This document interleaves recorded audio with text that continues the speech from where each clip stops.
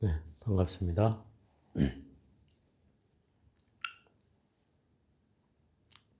우리가 이 원각경 기도를 시작한 지가 이제 거의 한 60, 70일 가까이, 70일 넘었나? 그 정도 돼가는 것 같습니다. 어쨌든 마무리는 잘 될 수 있도록 여러분이 각자 신경을 써주시고, 어쨌든 마지막 회양은 2월 20일인가 그렇습니다. 그때는 이제 정초 살림기도 하고 겸해서 회양을 할 생각이고, 정초기도는 한 7일 정도 지금 생각하고 있습니다. 그때 못다한 사람들은 그때 정초기도를 하면서 같이 원각경을 같이 마무리할 수 있었으면 좋겠습니다. 오늘은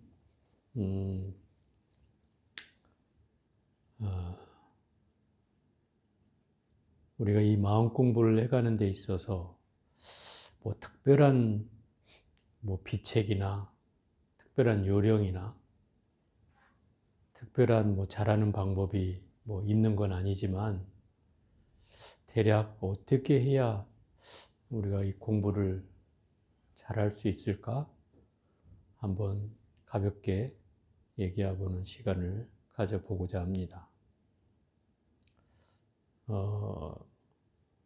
이 공부라고 하는 것은 우리가 그냥 공부하면 학교 공부, 또 여러 가지 공부 얘기를 할 수 있지만, 우리가 말하는 공부는 마음 살림을 챙기는 마음 공부를 얘기하는 거죠.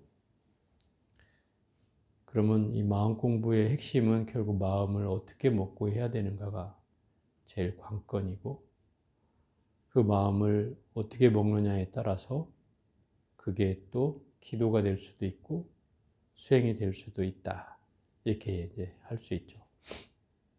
그래서 어느 분들이 하는 말로 하면, 기도에는 사람이 붙지만 수행에는 사람이 붙지 않는다, 이런 얘기를 하는 분들이 있어요.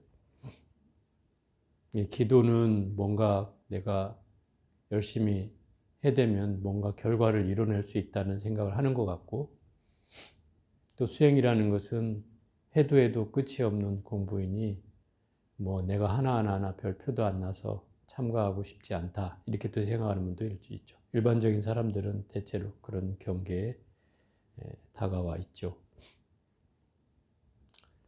그럼 우선 우리가 이 기도와 수행의 차이를 좀 알아야 될 것 같아요. 일반적으로는 기도라고 하면 뭔가 내가 소원을 비는 행위를 이제 기도라고 하고, 그래서 여기에는 약간 기복적인 성격이 담겨져 있다라고 이 말에는 이제 뉘앙스가 담겨져 있죠. 그래서 단순하게 복을 비는 행위 또는 소원 성취를 바라는 그 방식이 기도라고 귀결되어져 있고, 신도들은 그 기도에 올인하는 이유가 뭔가를 바라는 마음이 있기 때문에 이런 기도를 하는 것이다, 이 생각이 듭니다. 반대로 수행이라는 것은 어쨌든 이 마음 살림을 잘 갖고 나가는 방식이 마음 수행이라고 할 수 있는 일이지만, 과연 이 기도와 수행이 다른가? 라고 하는데 제가 의문이 들었습니다. 그것은 우리가 행해지고 있는 이 기도가 결국은 뭔가 잘못된 방식으로 우리가 꾸려져 가고 있다는 거죠.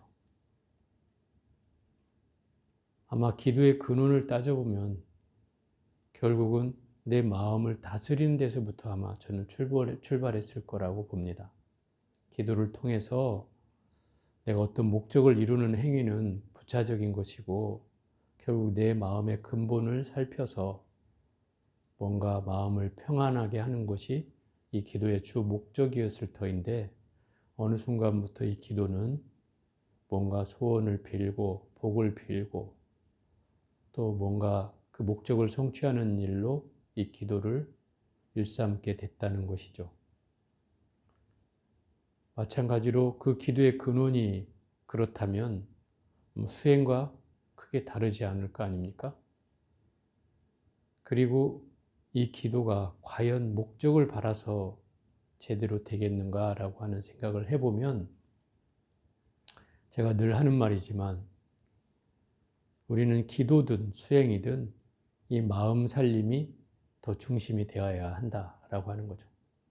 그 마음 살림이라고 하는 것은 내가 기도를 하면서 마음이 집중되고 또 수행을 하면서도 마음이 흐트러지지 않고 일심의 일념의 마음이 될 때 그게 바로 기도이자 수행인 거죠.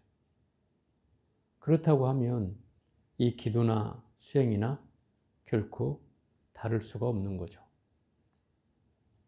그래서 우리가 기도의 본질을 외면하지 말고 또 기도의 본질에서 벗어나지 말고 결국 기도의 정수를 찾아야 할 시점이 된 겁니다. 기도는 그래서 목적이 되어서는 안 된다는 겁니다. 목적이란 여러분들이 바라는 소원 성취, 또 뭐 건강 발원 등등의 기복적 행위들이 목적이 되어서는 안 된다는 거죠. 그럼 무엇이 목적이 되느냐? 내 마음이 평안한 것이 목적이 되어야 된다는 거예요. 그게 기도의 목적이 되어야 되죠. 누구 말 맞다나 스님 저는 대박을 꿈꿉니다. 나 돈을 많이 벌고 싶습니다. 나는 부자가 되고 싶습니다. 이거는 목적이 돼서는 안 된다는 거예요. 이게 목적이 되면 이 기도 자체가 사악해질 수밖에 없어요. 순수해질 수가 없다 이 말이죠. 또 순수해지지 못하니까 당연히 일념이 될 수도 없고, 그죠? 일심으로 기도할 수도 없어지는 거죠.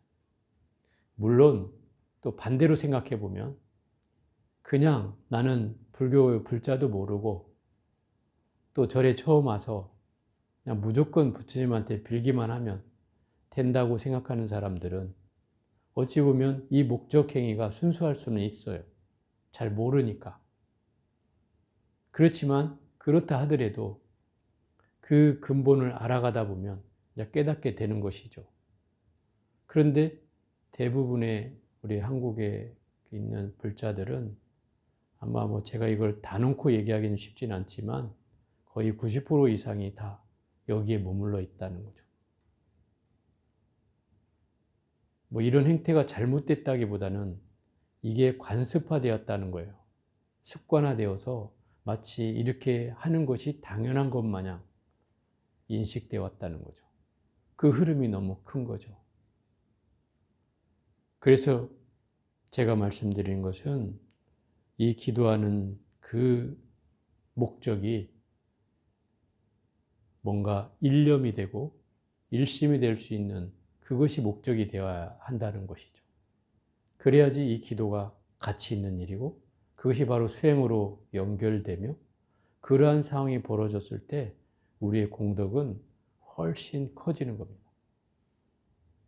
그래서 이 공덕이나 그 결과는 결국 부차적인 것이지 그게 목적이 되어서는 안 된다는 것이죠. 우선 이런 데서부터 우리의 출발이 달라져야 된다고 생각이 듭니다. 우리도 뭐 기도를 하고 있습니다. 뭐 가늠제일, 초하루 등등의 온갖 경기도 뭐 다 하고 있는데 이런 기도를 할 때 가장 주안점은 결국 그 기도의 일념이 되는 거죠. 가장 집중을 잘하는 방법입니다. 그게 공부를 잘하는 방법이죠. 이 공부를 잘하는 방법이 공부뿐만 아니라 우리가 흔히 여러분이 바라는 그런 대박을 꿈꾸는 일이나 소원 성취를 바라는 일도 이것이 있은 뒤에 있는 겁니다. 이 일념과 일심이 된 후에 그런 일이 자연스럽게 따라오는 것이지 이것을 목적으로 하는 한 결국 저는 불교에서 말하는 근본적인 의미들을 잃는 거라고 생각이 듭니다. 또 부처님 말씀에 부합하지도 않고요. 그래서 제가 생각해 본 바로는 정말 공부를 잘하는 방법 한 3가지를 우선 말씀드려 보겠습니다. 첫 번째는 제가 기억하건대는 이 공부는 말보다는 실천이 앞서야 하는 공부지 않습니까? 그죠? 말보다는 실천이 앞서야죠. 저는 이게 제일 중요한 첫 번째 관문이라고 생각이 듭니다. 말보다 실천이 앞서야 된다는 말은 결국 내가 말없이 묵묵히 자기 일을 해가는 겁니다. 그게 수행이 됐든 일과가 됐든 봉사가 됐든 그 어떤 것들을 묵묵히 해가는 거죠. 여러분이 뭐 일과 수행을 하는데 내가 막 남한테 자랑하면서 하는 거 아니지 않습니까? 그죠? 나 이 일과 맨날 하고 있어 라고 맨날 자랑하는 거 아니지 않습니까? 그죠? 그냥 하는 거거든요. 그냥 묵묵히 해갈 뿐이죠. 그 힘을 지켜내는 거예요. 그게 실천의 힘이죠. 제가 왜 이 말씀을 드린가 하면 제가 이제 여러분하고 예전에 저쪽에 있을 때보다는 좀 가깝게 지내봤어요. 가깝게 지낼 수밖에 없는 상황이었죠. 법당에서 제가 한 2달을 넘게 생활을 했으니까 여러분이 무슨 소리를 하는지, 무슨 걸 뭘로 이렇게 깔깔깔 하는지, 뭘로 그렇게 얘기들을 하는지 뭐 듣고 싶지 않아도 들을 수밖에 없는 그런 자리에 앉아서 여러분들의 삶을 듣게 되었다 이 말이죠. 그걸 보면서 내가 뭔가 놓쳐왔던 게 있겠구나라는 생각을 하게 된 적이 있어요. 그래서 이런 상황에 맞아서 이 말씀을 한번 꼭 드려야 되겠다는 생각이 들었어요. 그래서 이 말이라는 건 허물이 99%입니다. 말을 내뱉는 순간부터 허물이 99%예요. 그래서 내뱉고 나서 그걸 걷어들이기는 너무나 어려운 일이고 또 내뱉고 나서 되도록이 아니라 내뱉고 난 뒤에 거의 대부분은 후회나 자책을 하게 된다 이 말이죠. 그럼 결국 이 말은 잘못됐다는 거죠. 또 더군다나 이 말이 또 우리가 뭐 발 없는 말이 뭐 천리를 간다 하듯이 돌고 돌아서 또 그 얘기가 제3, 제4자에게 또 전해져 오고 심지어 이게 한 바퀴 돌아서 본인한테까지 다시 돌아올 때는 내가 처음에 의도한 바와 달리 뭔가 살이 붙어 있고 뭔가 다른 견해로 발전되어 와서 나한테 들려온다는 거죠. 이렇게 될 때는 이것은 결국 내가 인과상으로 보면 결국 자업자득의 어떤 결과를 갖게 되는 셈이 되는 거죠. 그래서 우리가 공부를 오랫동안 해왔는데 주로 제가 지켜본 바로는 말로 많이 까먹고요. 말로. 공부의 어떤 공덕과 가치를 말로 많이 까먹게 되는 걸 제가 경험하게 됐어요. 그래서 말보다는 우리는 실천이 앞서야 하고 말 없는 말로써 삶을 우리가 더 진지하게 살아야 된다라는 그런 생각을 하게 됐습니다. 이게 이제 첫 번째 요령이라면 두 번째는 마음의 자세에 관한 문제인데 제가 아마 금강경 할 때 이 얘기를 주로 많이 했던 것 같은데 하되 함이 없는 그런 공부를 해야 된다. 우리가 하긴 하잖아요. 하긴 하는데 한다는 생각 없이 공부를 해야 한다. 이 말이죠. 이 말은 뭐 쉽고도 어려운 말이기도 한데 어떻게 함이 없이 한다고 하지? 이렇게 생각해 보면 그런 뜻이에요. 내가 공부를 한다고 할 때 여러분이 초창기에는 아마 대부분이 뭘 해야지 하는 마음으로 했을 겁니다. 뭘 해야지 하는 마음으로. 그 해야지 하는 마음이 결국은 나에게 어떤 집착과 욕망과 이런 것들을 갖게 만듭니다. 그래서 기본적으로 나의 본질을 흐트러뜨리게 만드는 거죠. 그리고 대체로 내 과거의 업성에 기인하는 게 크다 이 말이에요.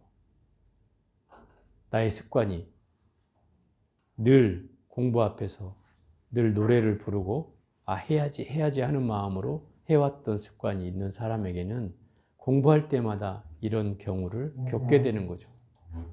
이런 습관이 결국 또 싹이 커져서 내 삶을 또 장애하게 되는 경우가 된다는 겁니다. 그러면 어떻게 해야 하는 바 없이 하되하는 바 없이 할 수 있는가 하면 여기에는 다른 견처가 필요치 않습니다. 그냥 하면 되는 겁니다. 그냥. 내가 공부를 해야 된다는 이유를 달지 말고 또 어떤 시간에 해야 되겠다고 계획을 세우지 말고 그냥 하는 거예요. 늘 시간이 나면 앉아서 읽고 쓰고 늘 우리가 그렇게 하지 않습니까? 근데 제가 초창기부터 지금까지 지켜보면 어떤 분은 1년 365일을 스케줄을 정해놓은 사람이 있어요. 아예 적어놨어, 노트에다가. 몇 월 며칠, 뭐를 하고, 뭐 봐, 이렇게. 아예. 그래서 처음에 제가 숙제를 져보면 그런 얘기를 하는 분들이 많아요. 언제 다 하죠? 여러분들도 아마 많이 그랬죠? 초창기에. 언제 다 할까요? 이렇게 묻는 분들이 있어요. 제가 그러면 반대로 묻죠. 보살님이 언제까지 사실 거라고 생각하세요? 이게 극단적인 예일 수는 있으나 내가 앞일을 알 수 없잖아요. 그죠? 내일 죽을지, 1년 후에 죽을지, 10년 후에 죽을지 알 수 없어요. 그런데 우리는 내가 이걸 언제까지 써야 되지라는 말은 굉장히 아니란 대답이죠. 또 더군다나 내 스스로가 뭔가 늘 미래를 상정하고 있다는 거예요. 그걸 걱정하는 마음으로 산다는 거죠. 그래서 이게 공부가 어려운 거예요. 결국 이 공부의 핵심은 나의 습관을 보는 힘이에요. 거기서부터 출발을 해야 되는 거죠. 그래서 하되함이 없는 공부, 해도 한 바가 없는 그 공부는 결국 어떤 생각도 없이 하는 거예요. 내가 공부를 해야 되겠다. 하지 말아야 되겠다. 이따 할까? 어쩔까 하는 이런 마음 자체가 없는 거예요. 그게 함이 없는 공부예요. 하는 바가 없는 공부라고요. 그게 가장 이 금강경에서 말하는 어떤 집착도 하지 않고 하는 공부라는 거예요. 이렇게 해야 공부를 잘하는 거예요. 이렇게 해야. 이게 두 번째예요. 세 번째는 이런 거죠. 제가 여러분들한테 참여도 시켜보고 해보지만은 참여를 시키면서 제가 한 가지 뭔가 잘못 흘러간다고 할까? 이런 경향이 제가 보여서 말씀을 드리는데 참여의 핵심은 내 과거에 지어진 지금 현재 전까지 지어진 업들을 참여하는 것이 기본이죠. 그죠? 두 번째 참여는 다시는 이 업을 되풀이하지 않겠다는 마음이 참여의 두 번째예요. 우리가 참여를 하는 이유는 다시는 이 업을 짓지 않아서 생사윤회하는 이 고리를 끊고자 하는 거 아니에요. 그럼 결국 이 업을 되풀이하지 말아야 하죠. 그런데 제가 이 여러분들을 지켜보면서 느끼는 것이 마치 내가 참여를 하고 나면 마치 내 업이 다 사라진 듯이 생각하고 이제 또 지어도 또 참여하면 되지 않을까 하는 이런 생각이 좀 있는 것 같아요. 이건 굉장히 좋지 않은 사고방식이죠. 왜냐하면 이 참여를 통해서 결국 과거의 업을 참여하는 일뿐만 아니라 다시는 짓지 않겠다고 약속하는 행위다 이 말이죠. 그렇기 때문에 이게 참여만 했다고 끝나는 것이 아니라 내 삶을 살펴야 하죠. 핵심이 거기에 있어요. 이 세 번째는 결국 나를 알아차리는 공부를 해야 된다는 거예요. 알아차리려면 어떻게 합니까? 나를 봐야죠. 나를 봐야죠. 여러분들이 과부만 쓰고 또 뭐 사경만 하고 내 루틴대로 강경만 하고 뭐 이렇게만 한다고 해서 내가 알아차려지진 않아요. 이 과정을 하는 이유는 빨리 알아차리기 위한, 말하자면 텃밭을 까는 거예요. 누구보다 알아차릴 수 있는 준비는 빠르게 되는 거죠. 이걸 하기 위한 준비예요. 그럼 알아차린 건 누가 하는 거예요? 여러분 스스로가 하는 거잖아요. 내가 봐야 되는 거예요, 결국. 내가 여러분한테 보라고 얘기할 수는 있어요. 그죠? 보세요, 제발 좀. 자신을 보세요. 이렇게 얘기할 수는 있지만, 보고 안 보고는 결국 여러분의 몫이다, 이 말이에요. 그래서 옛날에 스님들이 그랬어요. 내가 소를, 물을 먹이려고 하면 소를 물가까지 끌고 갈 수는 있다. 근데 먹고 안 먹고는 소맘이지. 지가 안 먹겠다는 놈을 억지로 먹일 수가 없다. 물론 강제로 소 고삐를 잡고 억지로 먹일 수는 있을지 모르지만 결국 그런다 한들 뿌리치면 그뿐이고 안 먹겠다 하면 그뿐 아니에요. 결국 이 알아차린다고 하는 건 바로 여러분한테 달려있다는 거예요. 이 알아차림의 기능이 뭔가 여러분들 속에서 점점 퇴색돼 가는 느낌이 든다 이 말이에요. 왜 그런가를 가만히 생각해 보니까 이제 그런 거죠. 제가 어느 순간부터 여러분한테 과보를 지금 주지 않고 있고 또 예전에는 뭐 제가 알아서 준 적도 있고 또 여러분이 물어서 준 적도 있지만 지금은 여러분들한테 알아서 해결하라고 얘기하고 있다 이 말이에요. 제가 그렇게 말하는 가장 근원은 그거예요. 보살님들이 스스로 살피라는 거예요. 핵심은 거기에 있어요. 여러분들 관심을 갖지 않겠다는 뜻이 아니라 여러분 스스로의 힘으로 살피라는 거예요. 자기 스스로를. 그게 핵심이죠. 늘 저의 의지에서 제가 주는 거에 의지해서만 살려고 하면 이것도 또한 또 다른 습관이 만들어져서 공부에 또 장애가 된다는 거죠.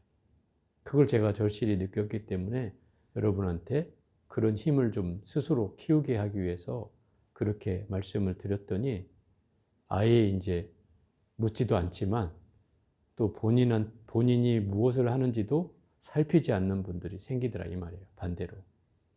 이런 경우를 빗대서 제가 말씀을 드리는 거예요. 어찌 보면은 우리가 뭐 10년을 공부했든 뭐 7년을 공부했든 5년을 공부했든 4년, 3년을 공부했든 간에 내가 가지고 있는 공부가 남들보다 나은 뭔가 어느 정도 내가 좀 했어, 내가 좀 알아 라는 경계를 갖는다면 그 생각부터 우리는 내려놔야 해요. 내가 안다 하는 순간 이 공부는 잘못 가는 거예요. 삐뚤어져요. 또 어떤 사람은 또 내가 조신반이나 일신반보다 낫지. 이런 생각도 이게 위험한 생각이에요. 심지어 제가 어느 순간에는 조신반 법문은 들을 거 없습니다, 스님. 뭐 다 옛날에 띈 거 아닙니까? 이렇게 얘기하는 분도 있더라고요. 불신반이 돼가지고. 그래서 제가 그런 생각을 했어요. 저게 상이다. 저게 상이다. 왜냐하면 여러분들이 초신반의 법문이 낮게 보일지 모르지만 그 경계를 통해서 또 깨달아지는 게 있다고요. 왜? 나의 경계가 변했듯이 여러분의 경계도 변해왔다는 거예요. 그러면 그때 행해진 법은 그게 초신반의 법문이든 뭐 일신반의 법문이든 결국 여러분의 살림살이에 충분히 도움될 수 있는 소재가 있다 이 말이에요. 그것이 어떤 경계로 수준의 문제가 아니다 이 말이죠. 그것을 우리가 경계하면 안 돼요. 그것에 대한 인지가 결국 우리의 공부를 가로막는 거죠. 또 한 가지는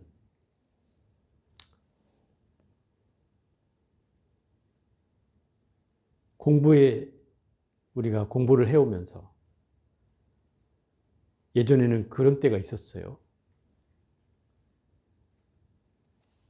그 불신반에 오래 공부했다는 분들이 초신반에 가서 공부하면 너무 힘들다고. 한때는 그런 적이 있었어요. 너무 힘들다. 그 초신반에는 안 가서 수업을 안 하고 싶다고. 어쩔 수 없이 갔는데 너무 힘들다고. 이런 시절이 있었어요. 그래서 가만히 생각해 보면 뭐 그렇게 느낄 수는 있을지 모르나 결국 그런 것도 또한 경계일 뿐이다. 거기에 내가 짓눌리면 그건 내가 그 상에서 벗어나지 못하는 것이다. 이렇게 생각을 해야죠. 결국 우리가 하고 있는 이 공부는 상을 내려놓는 공부 아니에요? 그죠? 어떤 상이든 가져서는 안 되는 거잖아요. 내가 잘했다는 상도 없어야 하고 못한다는 상도 없어야 하고 내가 이 공부를 통해서 뭘 좋아졌다 나빠졌다 하는 경계도 또한 상인 거예요. 따져보면. 어떤 경계든 가져서는 안 되죠. 또 우리가 물론 뭐 반이 다르니 선배님, 뭐 후배님 뭐 이렇게 할 수는 있어요. 그렇지만 그 사람까지 낮게 보아서는 안 된다는 거죠. 그 사람까지 뭔가가 아직 부족하다고 여겨서는 안 된다는 거죠. 그게 우리가 가지고 있는 상이에요. 그래서 우리는 그런 경계들을 잘 살펴야 해요. 내 삶 속에서 그런 일들이 벌어지고 있는지 살펴야 한다고요. 그래야지 선배가 모범이 되고 또 그 모범이 되어야 후배들이 또 그걸 쫓아서 더 잘하게 되는 거 아니겠습니까? 그런 선언이 만들어져야 된다고 저는 생각해요. 그래서 이 공부를 잘하는 방법은 결국은 내 살림살이에 핵심이 있어요. 내 살림살이. 그리고 그 기준은 바로 누구도 아닌, 저도 아닌 부처님이어야 된다는 거예요. 그 핵심은 거기에 있어요. 그래서 여러분의 삶이 뭔가 어떤 가치가 필요하거나 내가 뭔가 부족하다는 생각이 들거든 부처님을 한번 떠올려 보세요. 부처님이라면 이 상황에서 어떻게 했을까? 이것이 저는 저의 삶에서 저의 삶을 바꾸는 가장 큰 가치가 바로 저는 거기에 있다고 생각해요. 그 누구도 아닌 나는 부처님을 보면서 저의 삶을 바꾸려고 노력했어요. 아, 부처님 이렇게 사셨는데 내가 아직도 부족하구나.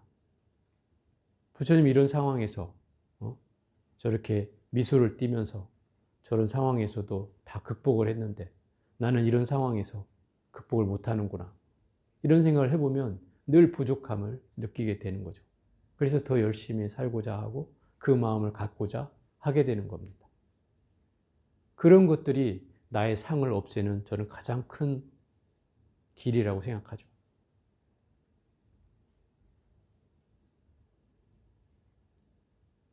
간혹, 뭐 여러분이 다 그렇다는 건 아니지만 간혹 어떤 분들은 내가 공부가 좀 돼서 막 누구를 가르치려 하고 또 뭐 무슨 뭐 보이지 않는 세계를 봤다는 둥 뭐 희한한 소리를 해대고 그런 게 다 상입니다. 그런 경계가 없어야 비로소 공부가 돼가고 있는 거예요. 순일하게 아무 어디 경계에도 걸리지 않고 아주 편안하게 돼가야 되는 거예요. 그냥 뭐 저절로 익어가듯이 과일이 저절로 익어가듯이 때만 되면 익어가듯이 공부는 그렇게 순일하게 익어가야 되는 겁니다. 그러려면 어떤 경계에도 걸리지 않아야 되는 거예요. 근데 우리는 그런 경계에 쉽사리 걸려요. 그래서 자기는 엄청 높은 자리에 올라 있는 것 같지만 절대 아니에요. 한 발짝도 못 나가요, 그런 사람은. 나가지지 않아요. 오히려 퇴보이면 퇴보였지. 그래서 우리가 이 원각경 백일기도 법문을 통해서 우리가 원각경을 읽는 뜻도 바로 기도라고 생각도 되지만 바로 그게 수행이고 그 수행이 바로 기도다라고 하는 거예요. 그 기도는 결국 내 마음 살림이 일심이 되고 일념이 되는데 핵심이 있고 또 그 기준은 바로 부처님의 삶 속에서 그 기준을 찾아야 하고 그런 가치로 우리가 세상을 또는 불자로서 살아야 한다는 뜻이고 수행도 그 부처님이 기준이 되어야 된다는 뜻이고 기도도 또한 그 부처님이 기준이 되어야 된다는 거예요. 그런 의미에서 우리가 이 공부를 해나가야 된다는 겁니다. 자, 오늘은 여기까지 해보겠습니다.